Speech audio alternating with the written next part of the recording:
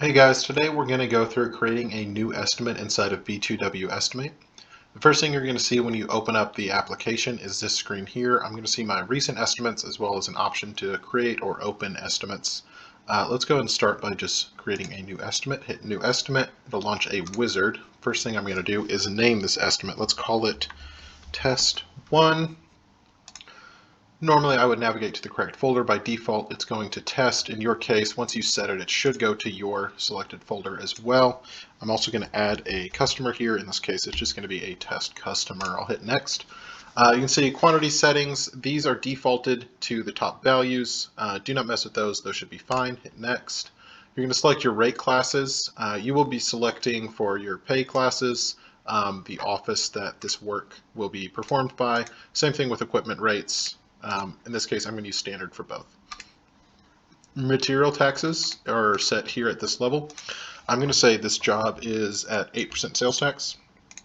I'll hit next, and then I'm going to hit finish, and this will launch me into the estimate itself.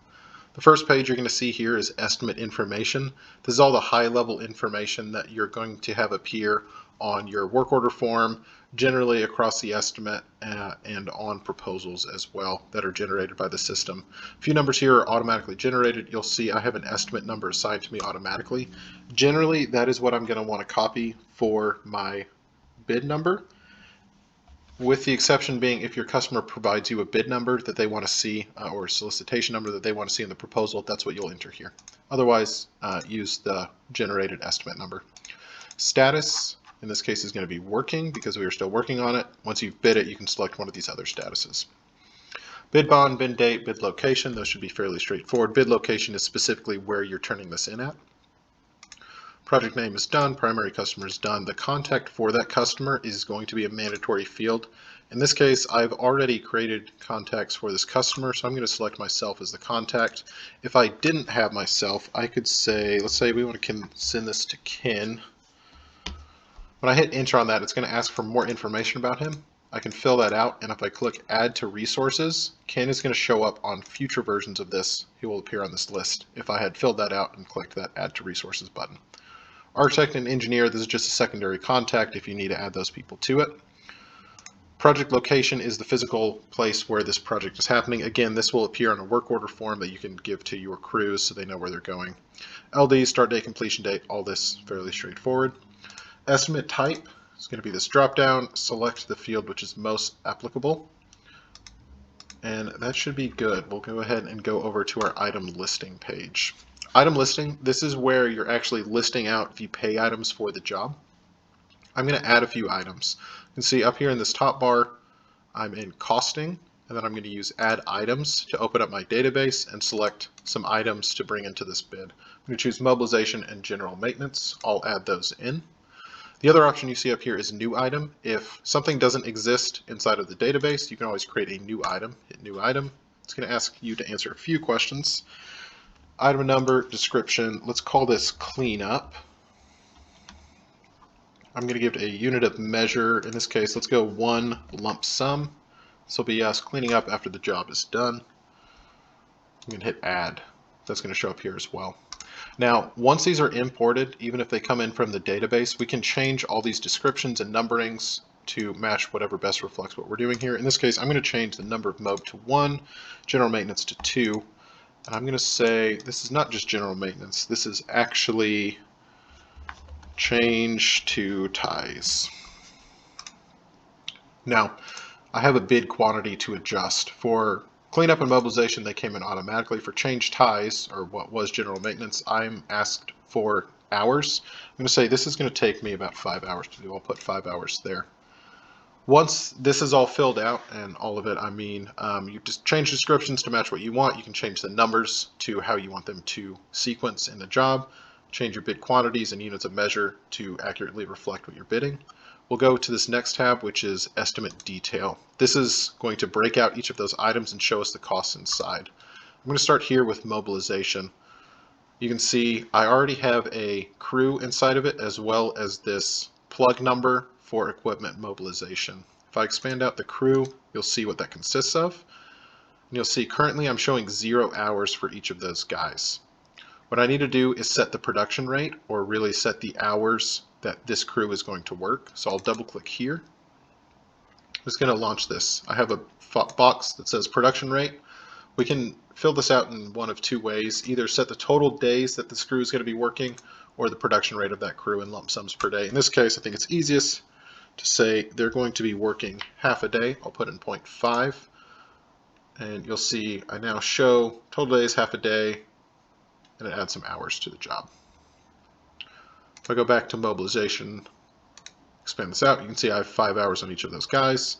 Correct amounts have been applied. Now I still have this plug number for equipment mobilization. I'm going to say this job is going to cost me $1,500 to get my backhoe to site, or whatever equipment I might have. That is more or less mobilization done. Let's move on to change two ties. You saw on the front page, I already stated that it's going to take 5 hours. Now that hour already applied to my crew, because this is a case where my crew's production rate is directly tied to the hours I put in here. Obviously for mobilization, because it's a lump sum and I always have one, it doesn't make sense there. But we have it set here to automatically adjust the hours. So my hours are good. I can ignore that for now. What I do need to add is my materials. I'll hit add. I'll navigate over to this little beam icon, which denotes materials, and I'm going to search for ties.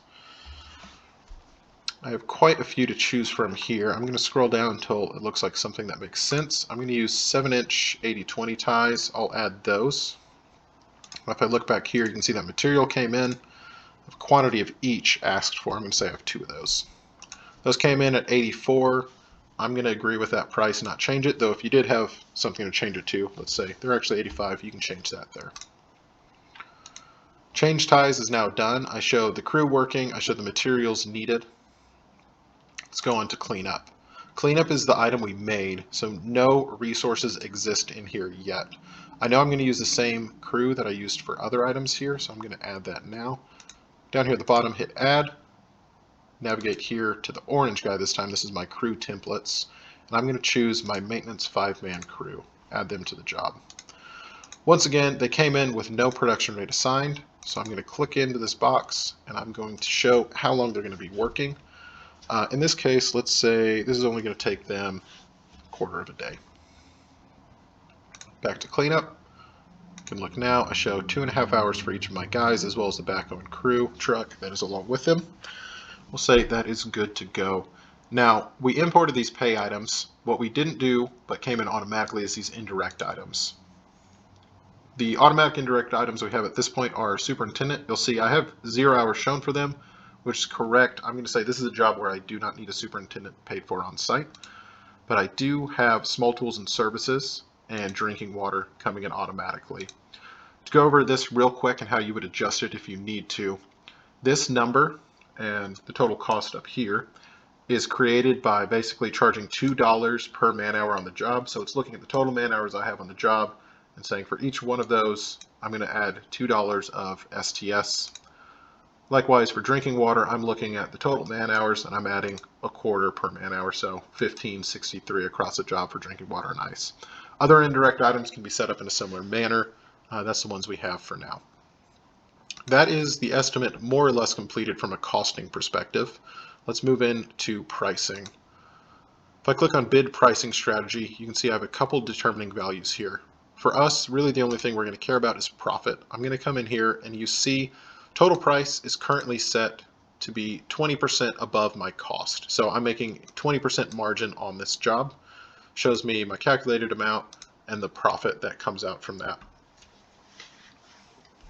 To adjust this, I can say, let's say I want to shoot for 25%.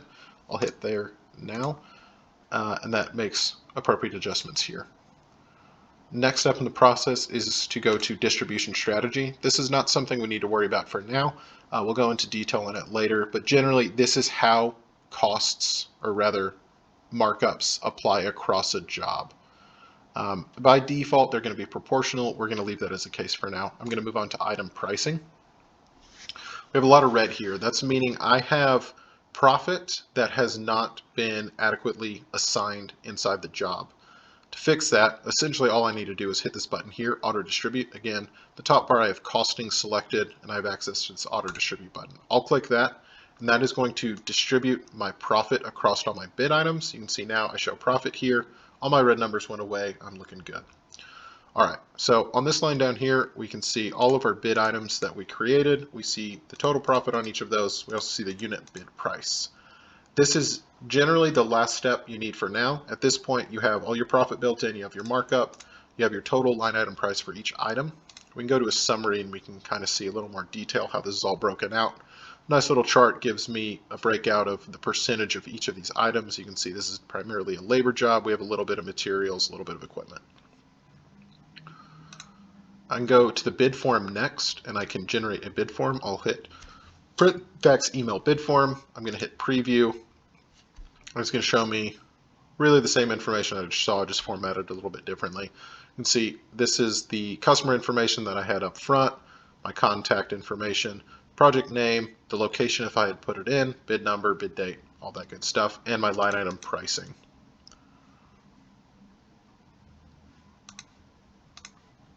Exit out of that. That is more or less it. Like I said, more information to come. We'll dive into some of those fields a little bit later, but for now, hopefully that gets you guys started in the right direction. Thanks.